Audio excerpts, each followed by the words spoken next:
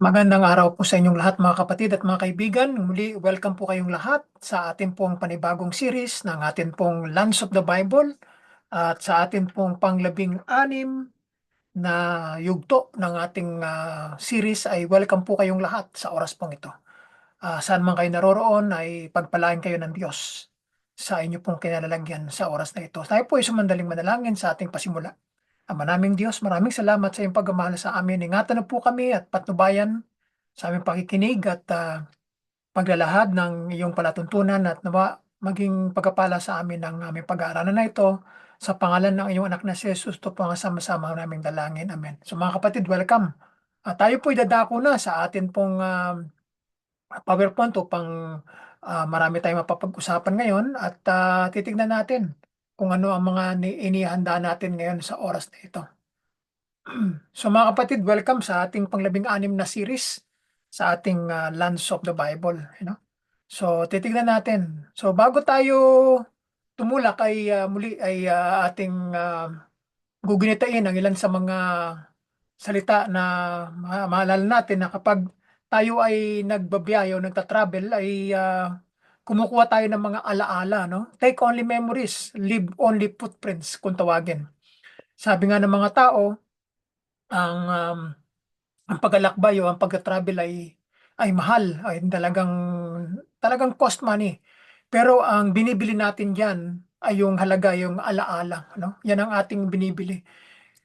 Matapos tayong gumugol ng malaking pananalapi diyan ay yung alaala na mananatili sa ating kaisipan ay yun ang mananatili hanggang tayo nabubuhay. So, iiwanan natin ang ating footprint sa mga lugar na ating mapupuntahan at yung alaala ay nasa sa atin.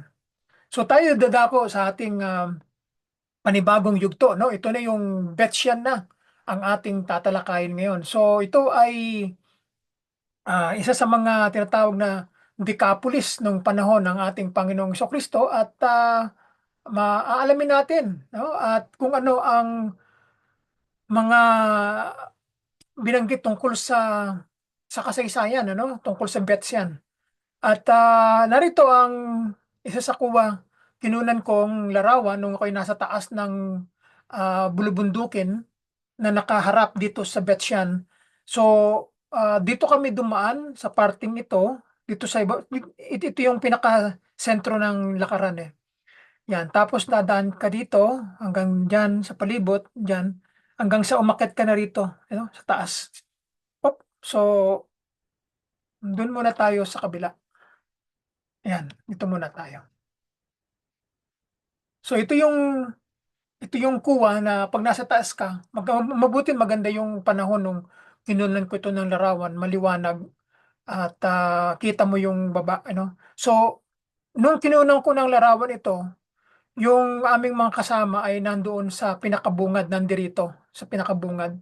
So ang winika sa amin ng aming travel yung tour guide namin na kung sinong gustong umakyat doon sa mount ay makyat na at maghihintay sila dito ng kalating oras. So marami kami, siguro mga nasa mahigit 10 kaming umakyat dito at tinignan namin, in-enjoy namin yung location. So pag nasa taas ka, makikita mo yung paligid at ruins ang makikita mo dito sa Betsyan.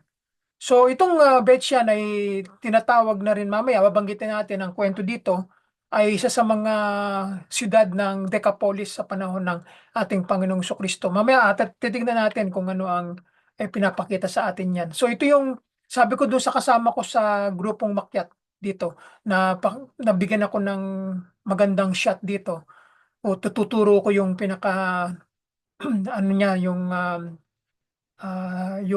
lugar kung saan nahukay itong lugar ng Betsyan. So mabuti nagkaroon tayo ng alaala dito. So nung nung pagkatapos na ng kalating oras bumaba na kami. So makikita ninyo medyo kontrolado yung aking hakbang kasi wala siyang harang. Pag dumulas ka diyan, dire-diretso ka na sa ilalim. Kaya kapag ang sapatos mo ay madulas yung pinakadulo ng sapatos mo ay delikado. Kaya kailangan kontrolado ang lakad pag nandiyan ka. Kaya wala kaming kasamang mga bata dito kasi delikado. Puro mga adults ang mga umakyat dito. So, yan ang pinakatuktok. Ngayon, bibigyan natin ng konting background. Ito yung bundok na inakyat namin. Ito yung, nandito kami sa taas nung kinunan ko yung larawan niya. Ito yung daan na pinakita ko sa inyo kanina. Tapos dumaan kami rito at yan, yung daan na yung papakit na yun, doon kami umakyat sa taas. Nung kami nandito na sa taas, yung larawan na ito ang inyong makikita. Ay, ito pala. Yan. Yan ang inyong makikita kapag nandun na kayo sa taas. Yang, yang larawan na yan. No? So, dito sa ating background na ating tatalakayin tungkol sa Betsyan, ito ay isa sa mga sinaunang lungsod na mayroong maluwalhating nakaraan. Napakaganda ang kanyang naging kontribusyon dito sa Israel noong panahon ng ating Panginoon Kristo. Bagamat hindi binanggit gaano dito sa gospel ang tungkol sa Betsyan, pero ito ay isa sa mga sentro ng kalakalan nung panahon ng ating Panginoong Kristo. Si Haring Saul at ang kanyang mga anak na natalo sa labanan laban sa mga Pilisteo sa kalapit na bundok Gilboa. So dito sa lugar na ito ng Betsyan ay nangyari ang digmaan ni Haring Saul at saka ni Jonathan at saka ng puwersa ng mga Pilisteo. At dito na hayag ang sinabi ang winika ni Propeta Samuel na kinabukasan ay susunod siya, ano?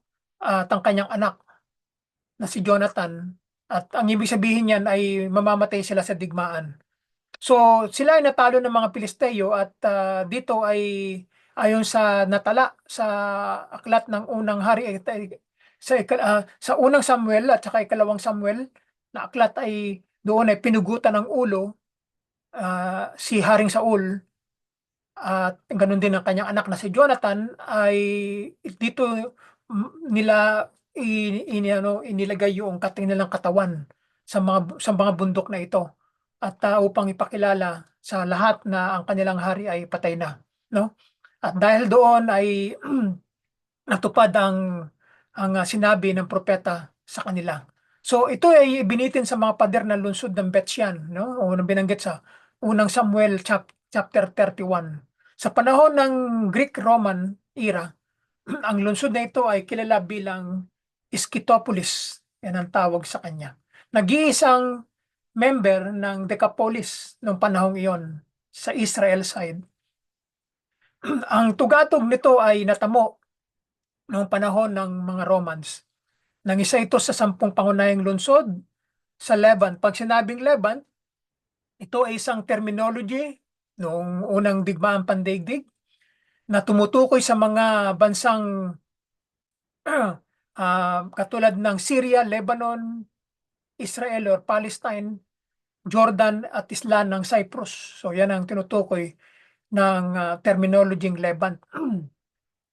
At sa panahon ng Byzantine, ang Betsyan ay nagsilbing kabisera ng Palestina, Segunda, no? Noong 8th century AD, ang lungsod ay nawasak ng isang malakas na lindol. Kaya ito ay hindi na muling ginawa at hinayaan na lang itong nawasak na katulad na nakikita natin sa larawan. Kilala ang Betsyan o Scythopolis bilang Tel Betsyan o Betsyan, Tel El Husnen, as Bishan, Betsyan, Betsian, Betsyan, halos magkakapareho naman ang pangalan niya na Nisha, Scythopolis, Nisa, Scythopolis. So yan ang kahit na iba-ibang mga letra o spelling niya ay yun ang tinutukoy na lugar. Ang lugar na ito ay matatagpuan 17 miles or 27 kilometers sa timog ng dagat ng Galilea. Ang Betsyan ay matatagpuan sa eksaktong junction ng Harod at Jordan Valley na medyo malapit sila dito sa mga lugar na ito. Ang katabaan ng lupain at ang kasaganahan ng tubig ang naging dahilan upang sabihin ng mga pantas na Hudyo na kung ang halamanan ng Eden ay nasa lupain ng Israel, kung gayon, ang pintuan nito ay Bethshan. Wow, maganda yung pagka-describe na ito ha. Kung daw ang halaman ng Eden o ang halamanan o ang Garden of Eden ay nasa lupain ng Israel, ang kanyang pinto ay nandito sa Bethshan. No? Hindi nakakagulat na ang lugar ay halos patuloy na naayos mula sa panahon ng Kalkulitik o natunaw na tanso noong panahon ng 4500 to 3500 na BC hanggang sa ating kasalukuyan. So yan ang ang konting background ng Bethshan. At ganun din ay maraming mga paghuhukay na naganap dito at ito yung medyo latest ng na picture ng Bethshan. Makikita ninyo ang construction ng building ng panahon yan. Ito yung pinaka streets no? Tapos dito kami dumaan, umakyat kami doon sa taas, no, sa gilid.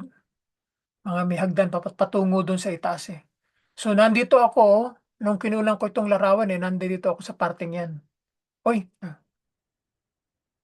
ayan. So nandito ako siya, no? Yan.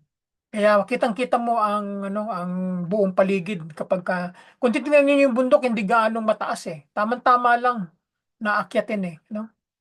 At noong maraming mga naganap na paghuhukay dito ay siya nagawa noong 1921 hanggang 1933 bago mag Second World War ng University ng Pennsylvania sa ilalim ng pamumuno ni C.S. Fishers, ni A. Rowe at G.M. Fitzgerald. Sa oras na iyon, halos lahat ng mga nangungunang limang antas na sa summit ng TEL ay nakiril o nahayag o natagpuan.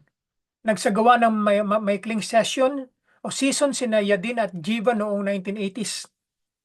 At pinangunahan ni Mia Masar ang paghukay ng Hebrew University noong 1989 hanggang 1996. Kabilang sa mga pangunahing nahanap dito sa Mount o sa Tel ang isang series ng mga templo mula sa Middle at Late Bronze Ages na maraming mga nahukay ng mga templo. Itong Scotopolis ay si Pompey na isang Roman general, kakontemporary ni Julius Caesar, at ang mga Romano ay muling itinayo ang Bethshan noong 63 BC, no? 63 years before the birth of our Lord Jesus Christ. At ito ay pinalitan ng pangalan na Scythopolis, lungsod ng mga sityan na binanggit sa Colossians chapter 3 verse 11, no?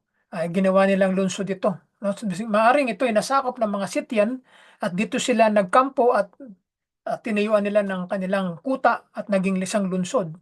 Kaya ito naman ay binanggit ni Apostle Paul sa kanyang sulat sa mga taga-Kolosas. Ito ang naging kabisera, lungsod ng Decapolis at nag-iisa sa kanlurang bahagi ng Jordan. No? Ibig sabihin, siya ang pala ang naging capital city ng Decapolis. Imbis na sana sa Jordan side Ito palang Bethshan, Scythopolis ang naging capital city ng Decapolis. Pinakasentro sa 10 syudad. Ang bayan ay patuloy na lumago at umunlad sa panahon ng mga Romans at ng Byzantine hanggang sa winasak ito ng lindol noong January 18, 749 AD. Kasama sa ebidensya ng lindol na ito ang dose-dosena malalaking haligi na bumagsak sa parehong direksyon. Makikita ninyo mga guho ng mga malalaking puting marmol na mga columns, ng mga haligi, no? So, ito ay naging tirahan ng mga Egyptian din, no, ng mga panahong yan. Ang Bethshan ay sentro ng pamumuno ng Egypt sa hilagang bahagi ng Kanaan noong huling panahon ng Tanso o noong Bronze Age. Ang mga monumento na stele ay isang patayong bato na slab o haligi na karaniwang may paggunita na inskripsyon o disenyo ng kaluwagan na kadalasang nagsisilbing lapida na may mga inscription mula sa mga paghahari ni Seti the first, no? Ni Pharaoh Seti at Ramses II ay natagpuan at ngayon ay nasa Rockefeller Museum sa Jerusalem. Ngayon din natagpuan ang isang kasinlaking buhay na estatwa ni Ramses III. Gayon din ang maraming iba pang mga inscription sa Egypt. Magkasama ang mga ito ang bumubuo sa pinakamahalagang pagtitipon ng mga bagay na Egyptian sa Kanaan. No, yung mga bagay na mga nakuha dito ay dinala nila sa sa Rockefeller Museum sa Jerusalem. Kasi nga para isang lugar lang, no? So ngayon ang Bet Shean ay isa sa pinakakilalang archaeological site o lugar sa Israel na may pangunahing Roman theater, Roman Byzantine Cardo o yung pangunahing kalye, yung daanan, yung mga kalsada, no? Na makukuha ng mga columns, tindahan, mosaic at isang hindi pa nahukay na telo paghuhukay punso kung tawagin. Merong nakita pero hindi pa hinuhukay. No, mayroong ding mga labi ng isang Byzantine na simbahan na may kahangahangang mosaic na sahig, no? So marami pa ring mga hindi pa nahuhukay na pwede nilang gawin. So hindi nila binigyan ng projects muna, no? So nakatiwangwang, no? Hindi pa nahayag. So ang Betsyan ay kung tawagin ay Scutopolis, ito naman yung larawan na pag kayo nasa Himpapawid ay makikita mo naman ng larawan na ito. Ito nga binanggit natin kanina, itong mga terminology ng mga pangalan na ito ay tumutukoy sa Betsyan. Tanawin ito mula sa eroplano ng isang matarik na talampas sa gitna ng mahabang kagupadan na burol na may mga nahukay na guho sa ibabaw at katabi ng talampas, no? So, ang lugar ng Betsyan ay matatagpuan ito nga binanggit natin kanina na na na ulitin natin na binanggit natin na kung ang halamanan ng Eden na nasa pilupain ng Israel kung gayon ang pintuan nito ay yung Betsyan. So marami mga paghukay na nagaganap hanggang ngayon.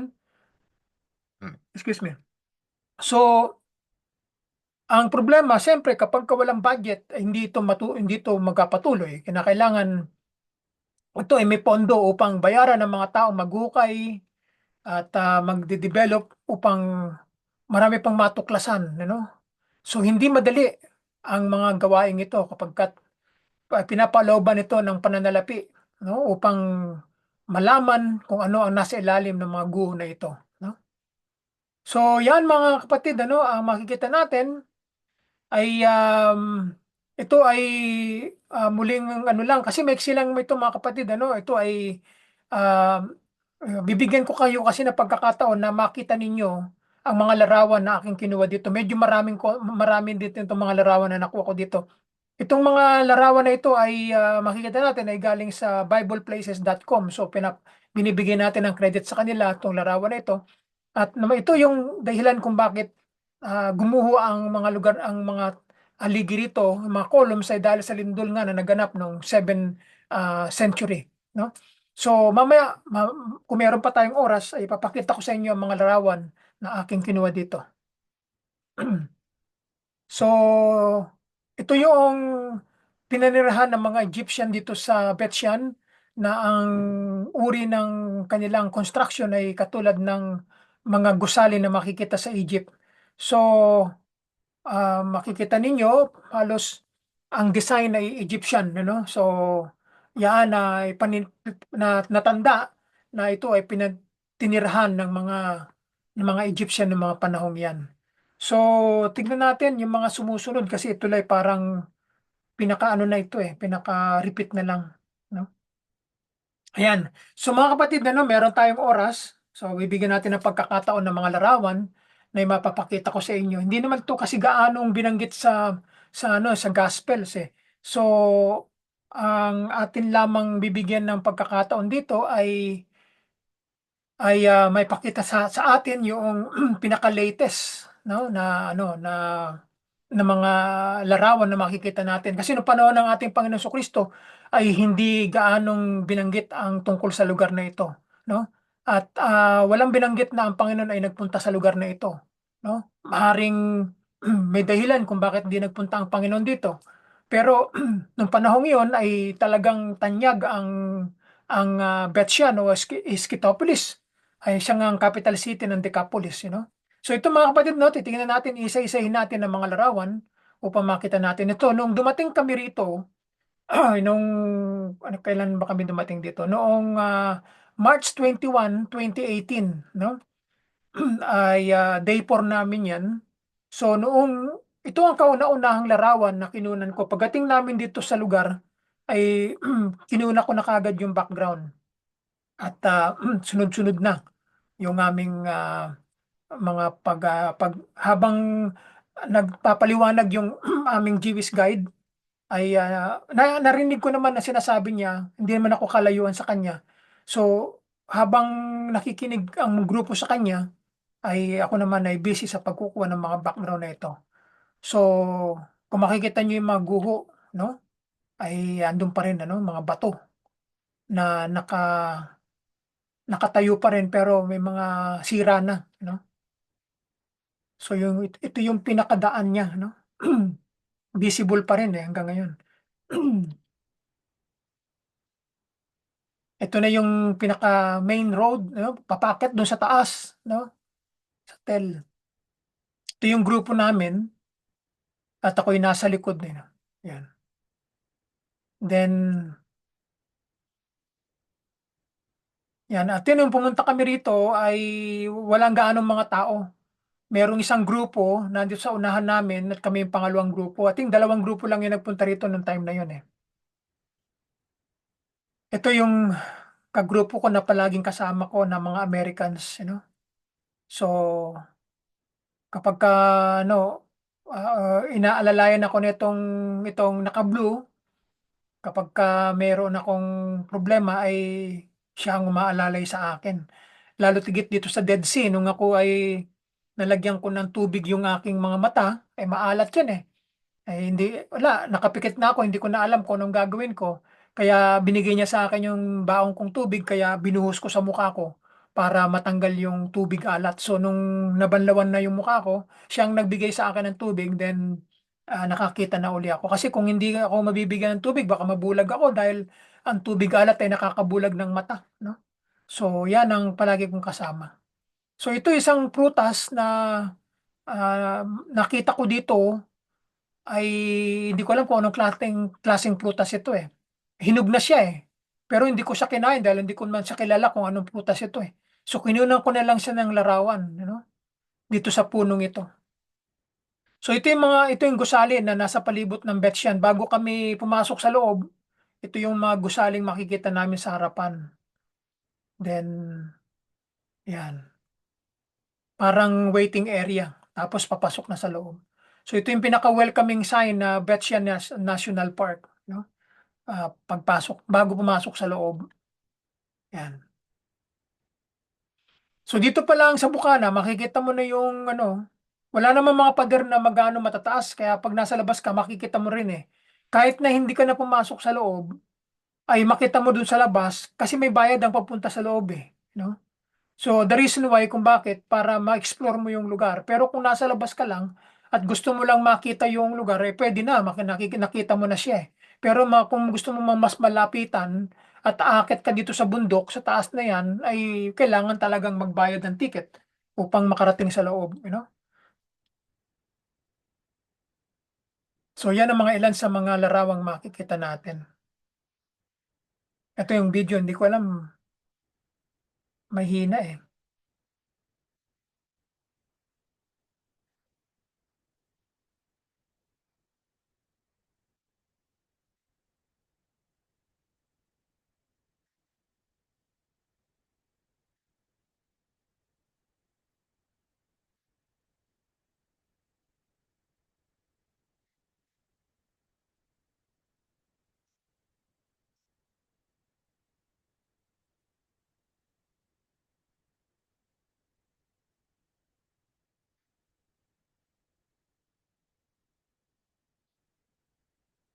Okay, so yun lang. Konti lang naman yun eh. Hindi naman gaano mahaba. Alright, so tuloy natin hanggang sa makarating tayo doon sa dulo. No?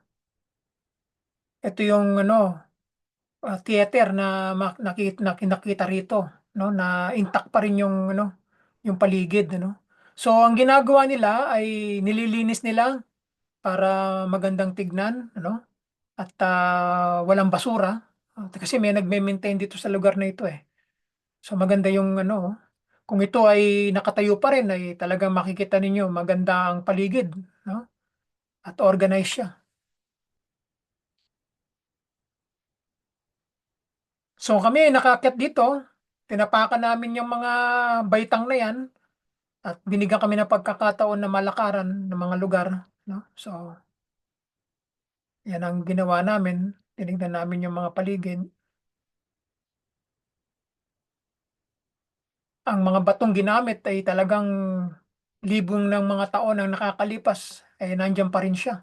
No?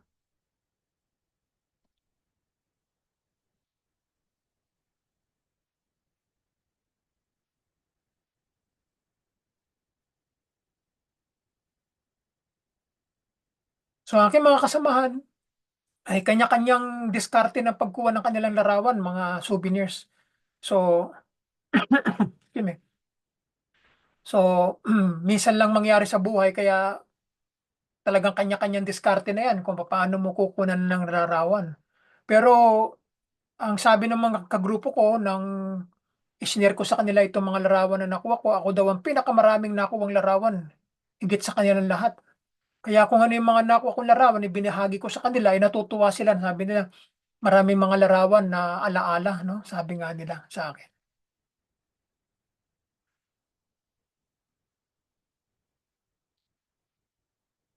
Halos karamihan ng mga kasamahan ko dito ay mga preacher, you know, sa kanilang mga congregation sa United States. Kaya kasama yung kanilang family.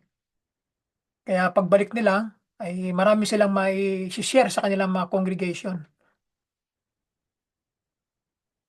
So kung ito ay merong 3D, no, na building, ay makikita mo talaga kung ano ang purpose ng mga lugar na ito, no?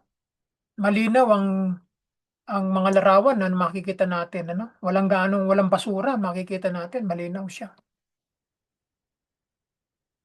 Kita niyo yung mga bato, no?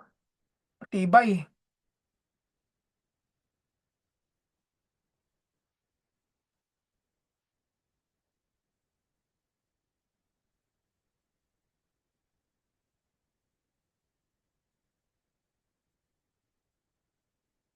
Nasa kalagitnaan na kami ng lugar na ito. Papakit na kami doon sa taas eh. Unti-unti eh. From the beginning to the middle na eh. Ng mga time na ito, hindi naman gaano mainit. Siguro mga nasa between ng mga 10 o'clock ng umaga, no? Kaya hindi gaanong mainit pa eh. Pero pag tanghali na ito, mahirap maglakad dito. Kaya hindi kami, mga bandang mag-alas 12 na, nasa bus na kami noon. Nakabalik na kami sa bus. Kasi mainit. Ito yung background ng taas, oh. Bundok. Kaya tamang-tama. Malapit na sa taas eh. So makita niyo yung ano, oh, yung pinaka-column, no? Yung haliging marmol. Hindi talaga kayang sirain yan ng ano, ng mga vandals o ng mga barbarians kung hindi talagang nawasak sa lindol noong 7th century, no? Kaya talagang hindi natin alam kung paano nangyaring nawasak yan, no? Sa magitan ng lindol, no? Nasira. Yan, no? Ang daanan ay andun pa rin, ano, nag-exist pa rin ang daanan. Yan.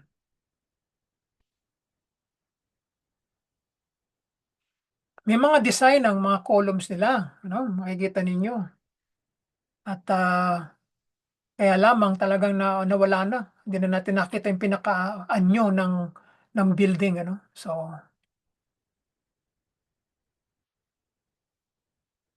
ayan, nandito na kami sa pinakadulo.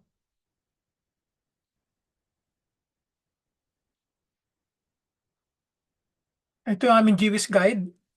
So, binigyan na kami ng pagkakataon na ito na yung pinakadulo. Sabi niya, mauna na ako doon sa tagpuan. Bigyan ko kayo ng half an hour. Sinong gustong makyat at free time na eh. So, within half an hour, yung mga hindi gustong umakyat sa taas ay pwede sila mag-explore dito sa ibaba. Kami naman, nakita na namin yung ibaba, so umakyat kami sa taas.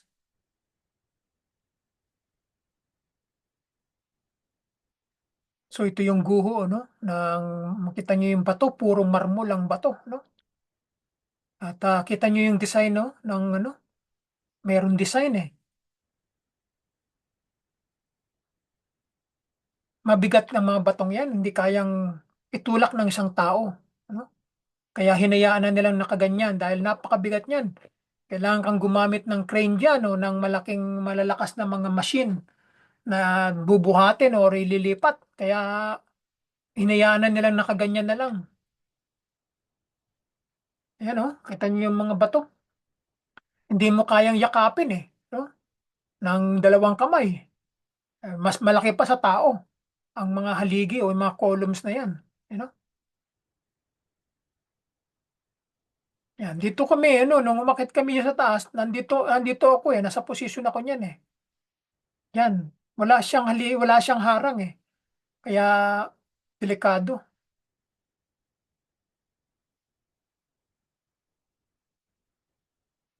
Ayan, nandito na kami sa parting ano. So nakaharap na kami doon sa may ano, sa pinakadulo na ito eh. Yan. So madali ang nagkuha ito eh. Sabi ko doon sa naka-blue na kabataan, ay kunan mo ako ng ano, biglaan na ito. Mabilisan na eh. Yan. So yan ang mga alaala natin dito sa Betsyan. Yan, ito may isang magandang kuha, no? Panoramic na view. Maliwanag ang pagkakuha. Oh. Yan.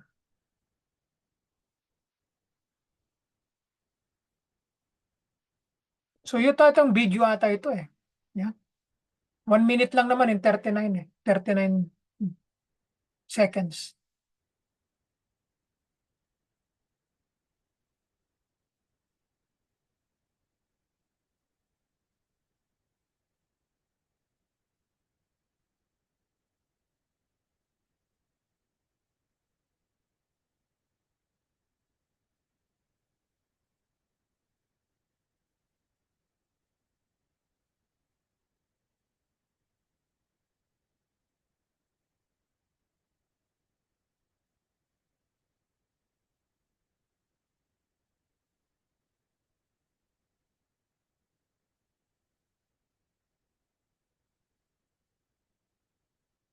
Okay. So, tutuloy natin at meron pa naman tayong konting oras, mga 5 minuto na lamang at ating titignan pa yung mga natitira nating mga larawan. Nandito na kami sa itaas ng bundok ay ito yung mga kasamahan kong kagrupo na umakyat dito. Mahigit kaming 10 na umakyat dito. So, ito yung mga pinagkukuha naming larawan nung kami nandito sa itaas upang makita yung paligid, you know?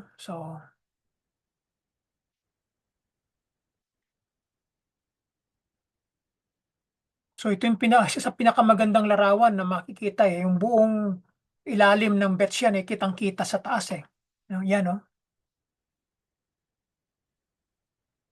Imagine kung ito ang mga building ay nakatayo pa rin hanggang ngayon, ay talaga namang hindi pwedeng ma-miss itong lugar na ito. Kaya lamang dahil mga columns na lang at mga haligi nila ang mga nakikita, so mga ruins na lang ang makikita rito. Wala na gaanong mga nakatayong mga buildings dito.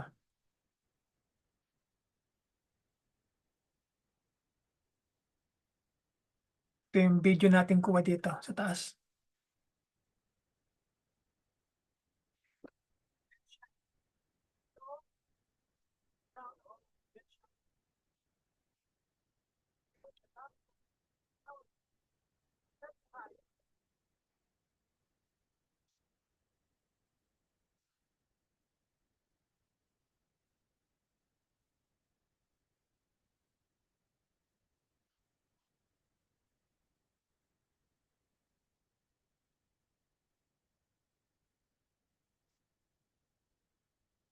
Mahina lamang yung audio, no? So, okay. So, tuloy na natin, no? Pagkatapos ng dulo nito, dito na tayo magtatapos, mga kapatid.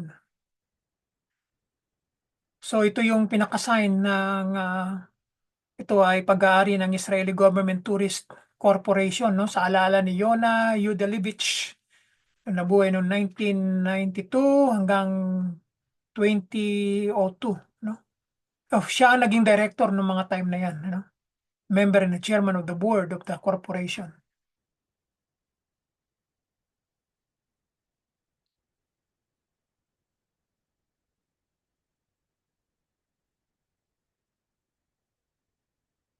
Yung aming kagrupo, no? At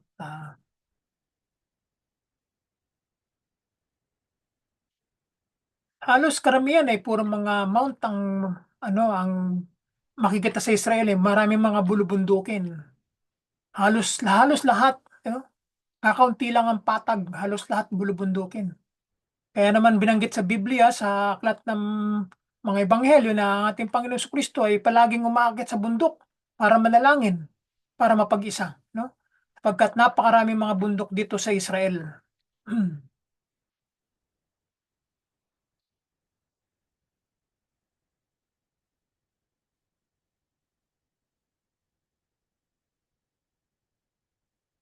Ano yung mga bato, merong larawan, ano, may ukit na mukha eh, no?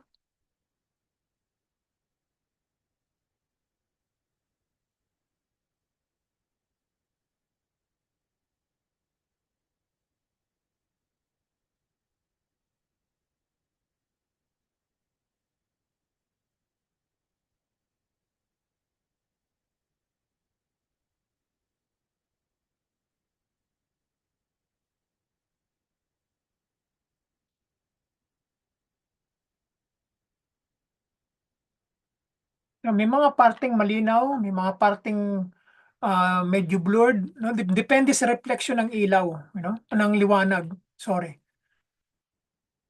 Kaya nilagyan ng harang ito kasi nga para hindi na makapunta doon sa pinaka ano dahil baka maaksidente yung mga tao. Kasi hindi patag yung daanan eh. Baka sila matapilok, you know? To Palacios Streets, ano? So makikita niyo sa bandang kaliwa, no, yung use ng lugar na ito nung panahon ng Greek Roman era, no? Yan. Matataas na mga buildings tapos ito na ngayon ang makikita ngayon, ano?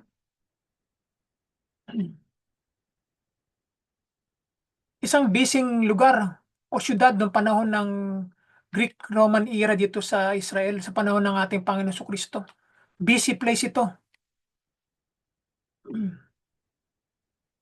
Ito yung isang mosaic na floor na, na-retrieve nila, no? Ayun, no? Kikita ninyo yung Bethshan punong-puno ng mga matataas na mga columns sa mga temple.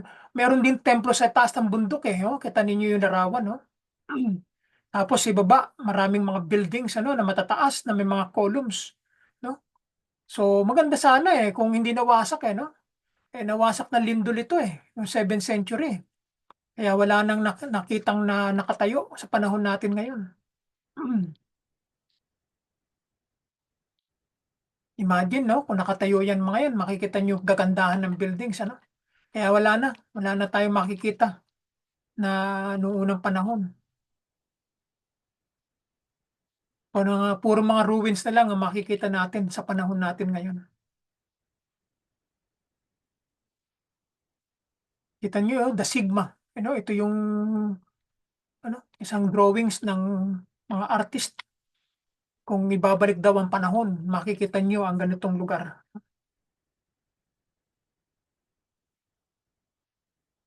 Yan. So, yan yung mga palibot na pinagkukunan natin. No?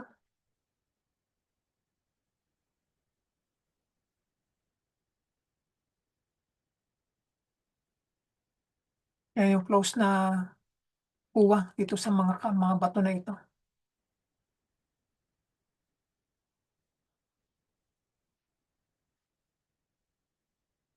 Hindi lang basta bato yan, talagang purong marmol, no?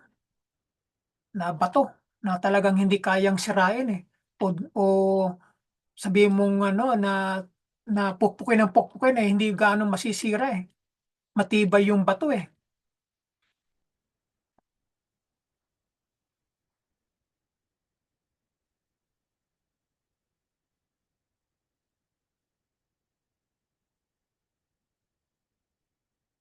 Gateway to Paradise, you know? Yeah. Sabi nga ng mga Hudyo, ito daw yung pintuan ng Garden of Eden kung nandito daw sa Israel eh. Pinto ng Garden of ng Eden sabi nila eh. The splendor of the city. Sabihin talagang maganda, 'no, ang lugar na ito nung panahon na iyan.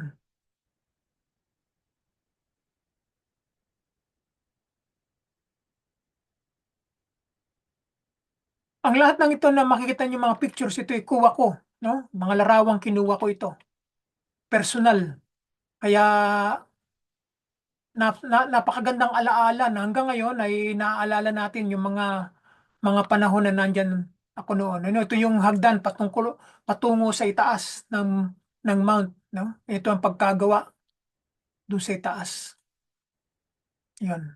Nasa gitna ako ng bundok, kinunan ko yung ibaba, at 'yan ang daan papunta sa itaas. 'Yan, nakita niyo? Hindi naman mahirap akyatin, kaya lang, medyo hahapuin ka, kapagka umakyat ka, eh. Masakit sa tuhod, eh,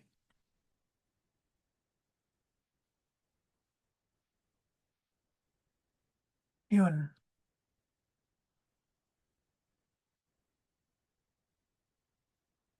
Magandang exercise din ito, 'pag kayo umaakyat sa mga matataas na mga lugar, ay maganda sa katawan, 'no?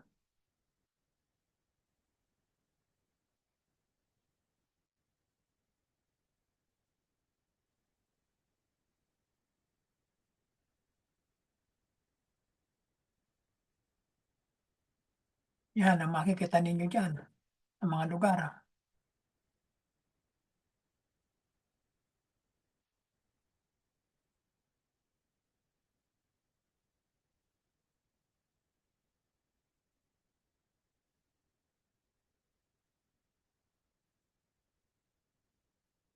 Marami pala akong nakuhang larawan dito.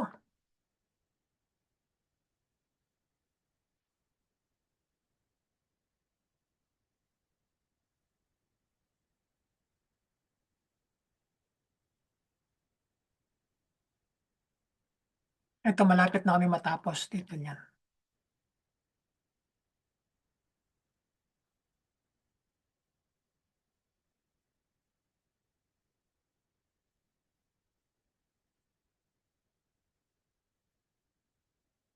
The Last Days of Scotopolis, ito na yung pinakahuling panahon na.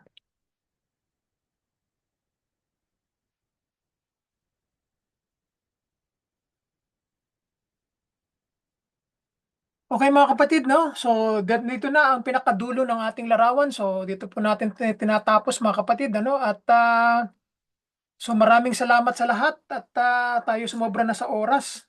So mga kapatid, muli ako'y babalik muli sa ating panglabing-pitong yugto, 'no, sa darating na mga araw at, hindi ako gaanong maraming naipaliwanag tungkol sa betsyang kasi hindi siya gaanong binanggit sa Biblia sa panahon ng ating Panginoong Jesucristo at, wala tayong gaanong ano diyan kuwento, 'no, kung hindi ano, ibang ano, ibang facts o sabihin nating ibang source ng kasaysayan ng makikita natin. Hindi ito usually binanggit sa ebanghelyo ng Panginoon.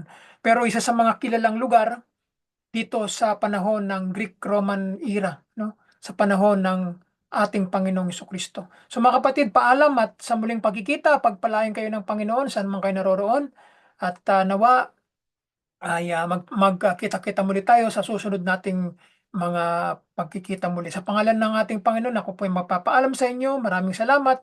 Bye for now and have a great day everyone.